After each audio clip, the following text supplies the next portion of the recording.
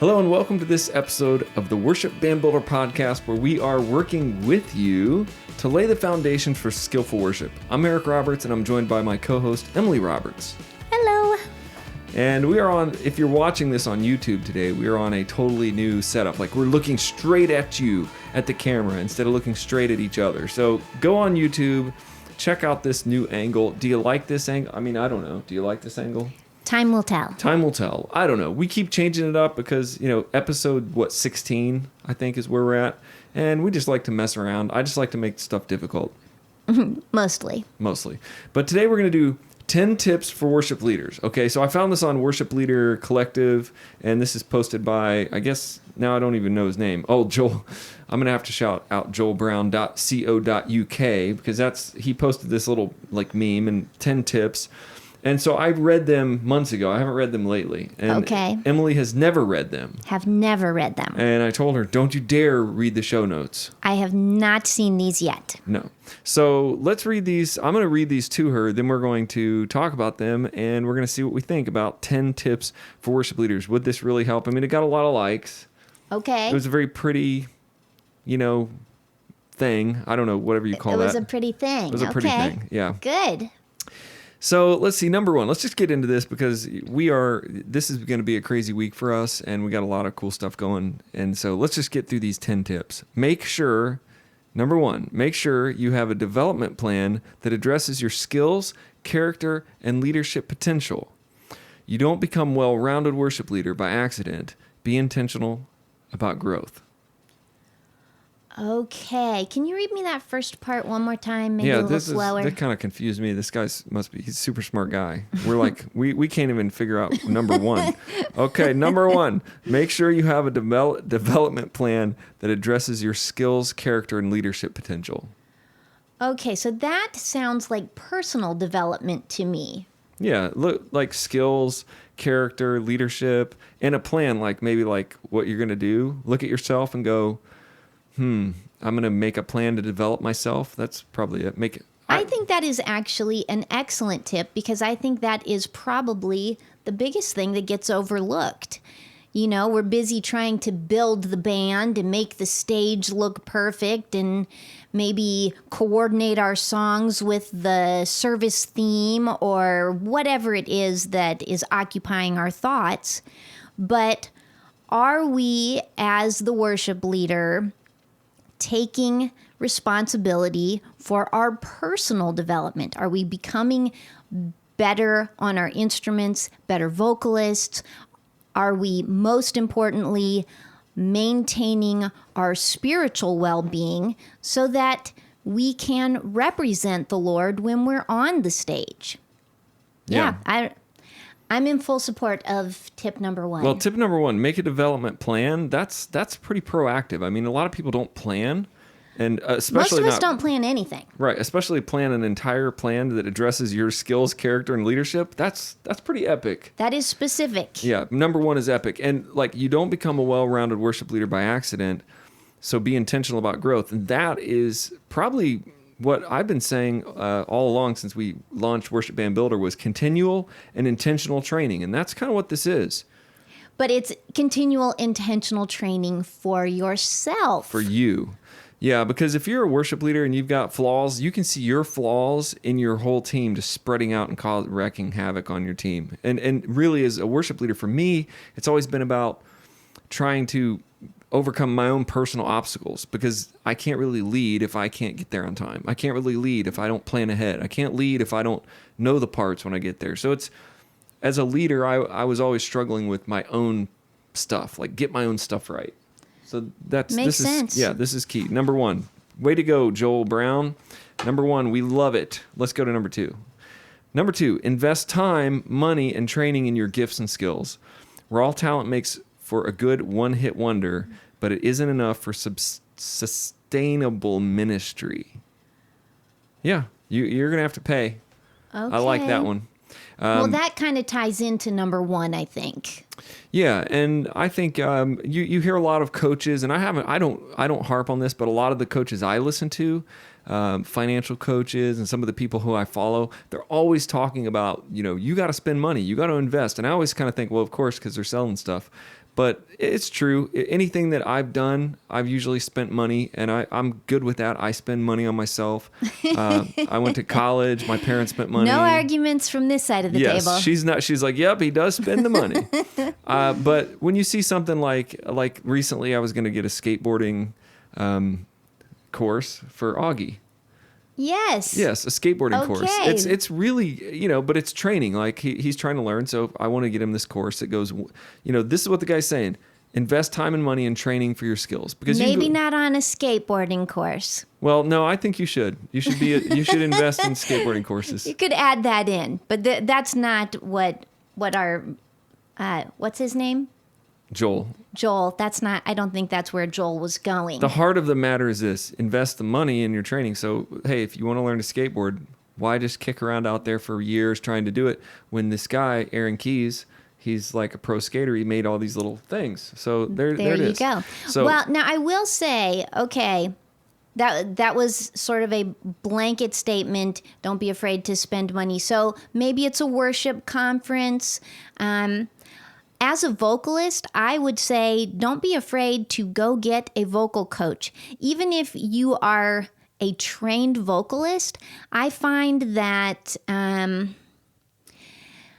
don't know what I sound like all the time. It's good to have a sounding board, somebody that can remind you or kind of show you where you're sliding into some bad habits maybe without noticing. So, that if I was leading worship every week, I would give consideration to getting a vocal coach. Maybe the same could be said for your instrument too, yes? Yeah, I think the key of this number 2 is don't be afraid to spend money on yourself. Don't be afraid to... No, Unless you don't have it. Don't spend money you don't have. Invest money. Invest money in your gift. Save money and buy products that you think are going to make you better. And I was just about to say that this is not like, hey, yay, let's spend money on a bunch of expensive equipment because they said invest in myself. But I think you should buy another guitar. All right, we're gonna move on. Number 3, because the point is spend money. Okay, that's what I got from number 2. Yes, I'm sure that is exactly buy what a you new got guitar. out of that. Number 2. This is hilarious. Number 3. Find and commit. I need to read that right. Find and commit to a mentor who has your permission to evaluate your progress and motivation, and whether that be your worship pastor, another experienced worship leader. So basically, find a mentor. That's number 3. Find a mentor. Yeah, I agree. This guy's dead on. I mean, somebody who can speak to you and say, hey, you need to get straight, man. Get it straight. Get your life straight. Get off. I don't know. Mentors have changed my life. So yes, find a mentor. Or I was lucky as a young teenager that a mentor found me and he said, hey, I see your talent. I want to mentor you. I said, yeah, let's do it. And that led me onto a journey, a lifelong thing. So we still talk. My mentor and my mentors, I had several. But yeah, you have to find a mentor. Don't do this alone. Whether it's these worship leader cohorts where they all get together in these groups. Those are fine. You have to pay for them. And those are good because it might be hard to find somebody that's up level your skill. Like I like to look up, like find somebody who's already doing it better than me or doing it bigger and go, hey, how are you doing it? When I was a young teenager, I was hanging out with a bunch of like 30 and 40-year-old guys. And because I was like, well, they're successful. They have businesses. They're doing it. I'm going to see what they're doing. I wasn't hanging around with a bunch of 20-year-old guys. I was hanging around with 40-year-old guys. So that's another thing about mentors. Look up and find somebody that's there. Yes, and it would be good if that person was also a musician, but that is not a deal breaker.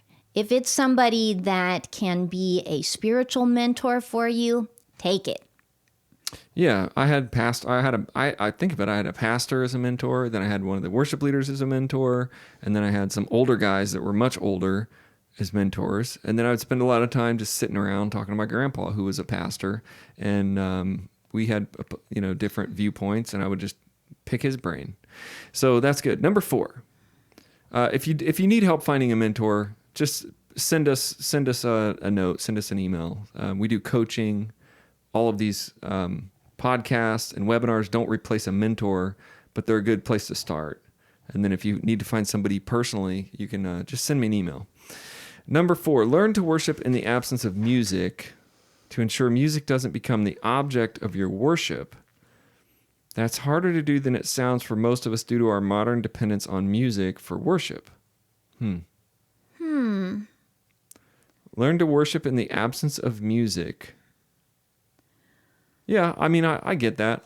Music is just one thing for me. I mean, music, I've always kind of said that music was my language to talk to God. But then again, the last 10 years I haven't done as much, worship leading on stage. And you could just be walking around and talking to God. That could be worship. What do you think? Well, Certainly worship is not just singing and playing music. There's much more to it more to it than that is what I'm trying to say. But what that is specifically for you, maybe it's a gratitude journal, maybe it's time in the Bible, or just prayer time, could be devotional, could be even a small group that's studying God's Word. I'm not sure if that's exactly what he means, but those things are all legitimate ways to build your relationship with the Lord. Yeah, and let's take it from the other side, because I think I get it if he says, learn to worship in the absence of music to ensure that music doesn't become the object of your worship. So I think what I did in the past, probably when I was really obsessing over like the production and all the, is I became really obsessed with that kind of stuff in my band. So if you take away all the music, would I still worship if I just sat with an acoustic? So like the production and the whole thing doesn't become like the worship. So maybe just strip it down. Maybe you're just going to say, okay, today I'm just going to worship with an acoustic. I would do that about every quarter, and the pastor would get all kind of weird about it because he would think I was like taking a week off or slacking or something maybe. But I would let all the band members take a week off and just do a week where it was like an acoustic, and you remember that. Yes, I do. And remember I liked that. those weeks, and the congregation liked them. Sometimes it was like, oh well, it wasn't like the big thing. Well, that's because even as a church, I think we get used to worship being a certain thing. A certain production value. So I think that's good. Just try not to make that, even though your whole job as a worship leader is to make the production, try not to make the production the worship. All right. We're halfway through. Learn number 5 is learn and try out new songs as guided by your context. Sometimes our reluctance to learn new songs is laziness masked by a preference for tradition. That is probably more... I'm sorry, I'm going to say this again. That was probably more applicable years ago. I feel like now worship leaders have kind of moved into this, we got to have the latest and greatest all the time. We've almost gone the other direction to where we're not keeping songs around for even more than a year or two. Yeah, I think it's guided so learn new songs is guided by your context. Like if I was in a more gospel church and they were playing a lot more gospel songs, then instead of more of a modern rock, if it was like a modern gospel, then it would stretch me as a musician. So maybe, and I think he's going to talk about that, but learn to try out new songs. I think learning new songs is laziness, maybe masked by preference or tradition, but also I think preference and tradition play a large role in our congregation. So I think maybe if you're a worship leader and I've been in this situation, I usually lead songs that I like and songs that that fit me. And I know that there have been times where there have been congregation members that maybe liked a different style that I wasn't versed in. So I was like, well, I'm just going to keep doing this. So I think there's a balance there. I think you have to be varied, but not... You have to stay in your wheelhouse too. I mean, if your wheelhouse is, kind of a pop rock worship, then it's hard to do like a gospel song. Or like one time we tried a country song at our band, and I really wanted it was a Amy Grant song, and it had Yes, I this really remember cool that. like acoustic thing, and the band just flopped it out. And I finally at the end of rehearsal, I'm like, we're not doing that song, and I was disappointed. Well, it was a pretty complicated song. And I don't know that you should be trying to jump into other genres. I'm not sure that's where he's going with this. Yeah, I'm not sure either. But I guess maybe just don't be lazy is what I got out of that. And just because you prefer one thing or have a tradition, don't be lazy. Maybe try some new songs. Go get some of the newest worship songs and try a few. Maybe that's what he's saying. Don't stick with the same old songs because they're easy, because everybody knows them.